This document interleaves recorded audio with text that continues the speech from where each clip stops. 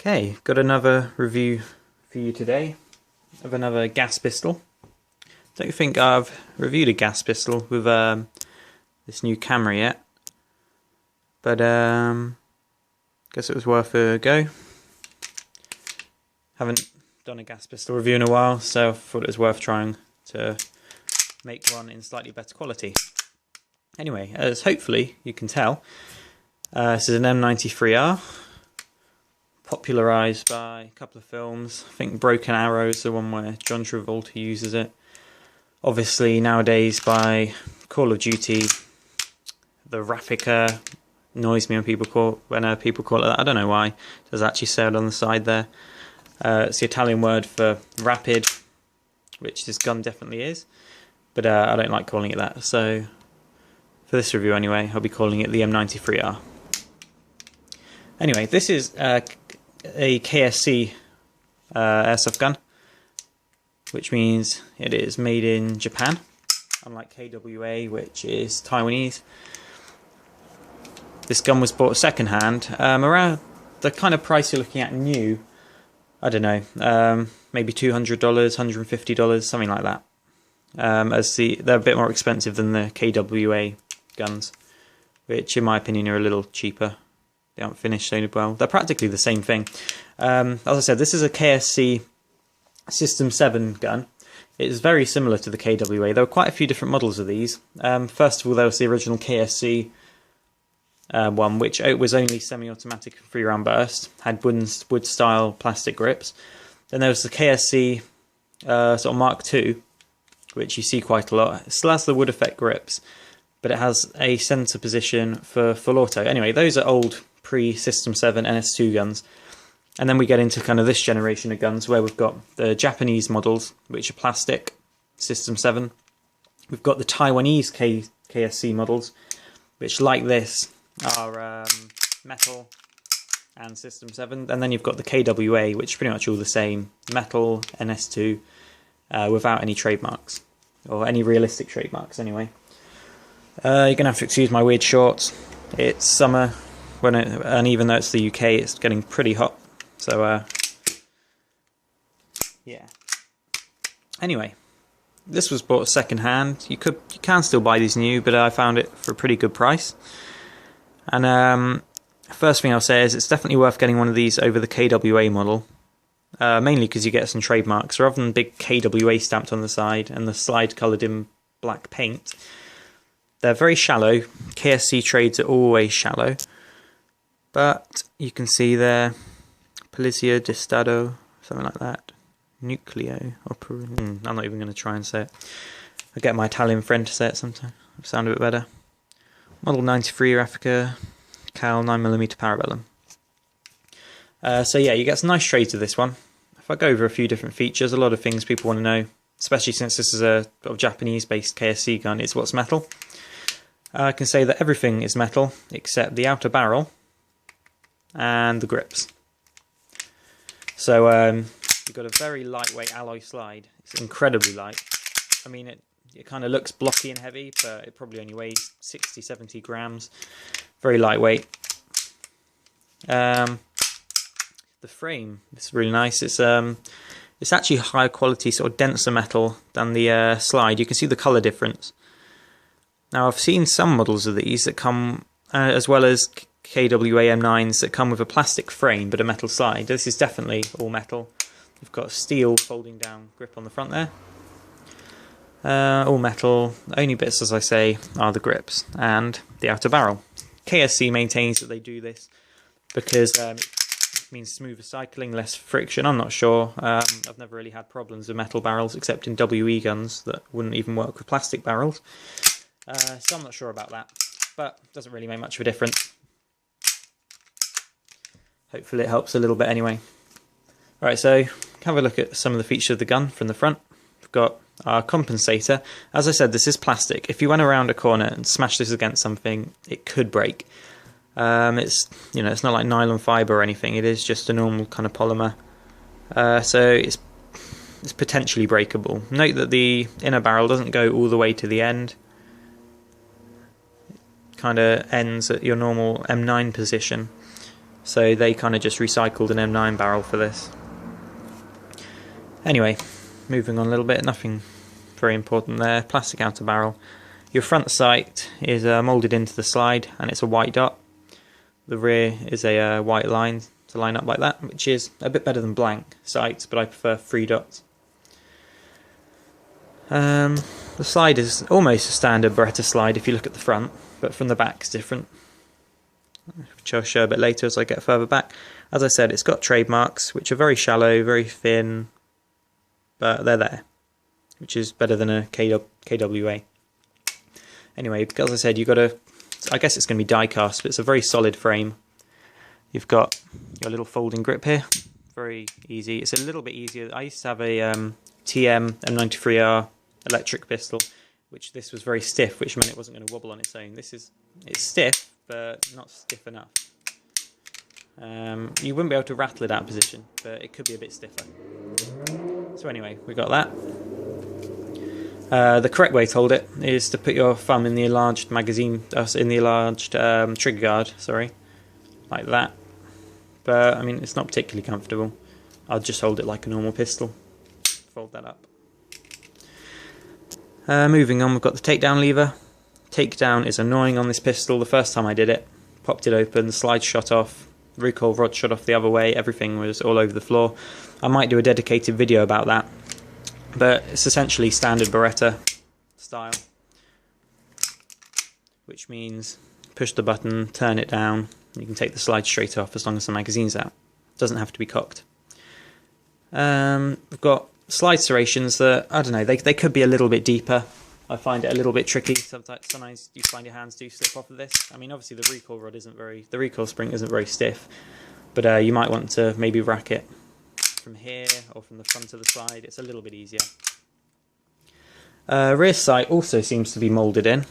Definitely looks like it. And as I said, it's got that white dot down it, so that white stripe, which makes aiming that little bit easier, so you can see there. Something to definitely note is that it's very fat on this side of the gun. It's definitely not symmetrical. As you can see, this grip has a massively widened bit. It's about over a centimetre thick at its widest. If you've got small hands, and I've got quite small hands, this is not going to be comfortable. I can just about get around it. I'm alright with it. Sorry, out of focus there. I can just about deal with it. Just about good enough. But if you're, I guess younger than me, if you've got much smaller hands, that might be a problem for trigger reach. So yeah, the trigger is different to a normal M9 because this isn't just an M9 sort of variant, it's a very different gun. It's single action only. So unlike your normal M9, obviously you'll be able to fire it whether the hammer's back or not. This is single action only. The hammer must be back for anything to happen, which also means there's no decocker. Normally up here you'd see your M92 FS style decocker safeties. This doesn't have that anymore. Instead, it's got this kind of widened section here, which contains the 3-round burst mechanism and the automatic fire steer. So that's all in there.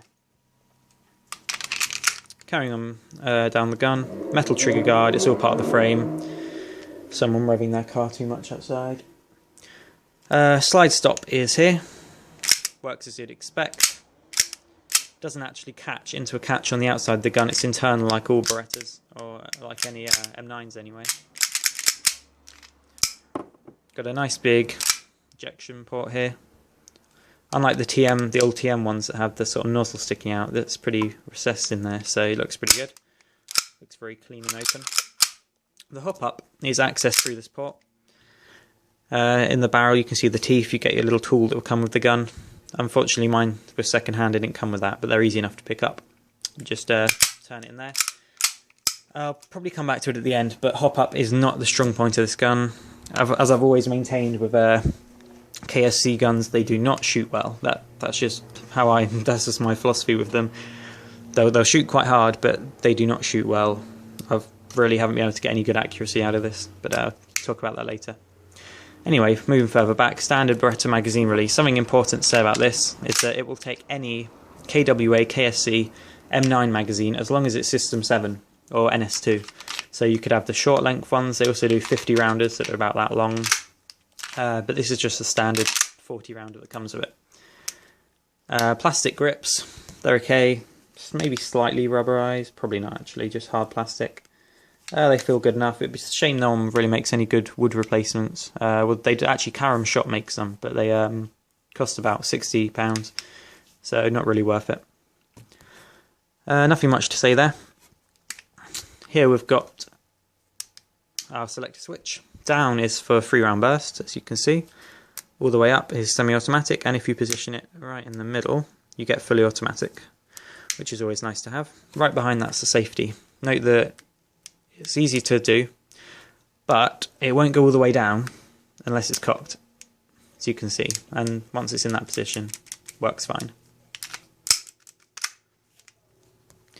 Not much to say here except for these two pins here, well, the hole there and that there for pins, which is to accept a folding stock, which I do actually have. I'll go grab it in a minute, maybe part 2 of the review because it's getting on a little bit. On the other side, I've got that connected to the takedown lever. Got the trigger bar there, which is sort of a trademark thing of Berettas. You can see that moving. Other side of the magazine release, I believe it's reversible actually. If you're left-handed, you might be able to swap it around to this side, but I haven't needed to do that. Metal back strap, all part of the frame. Hammer.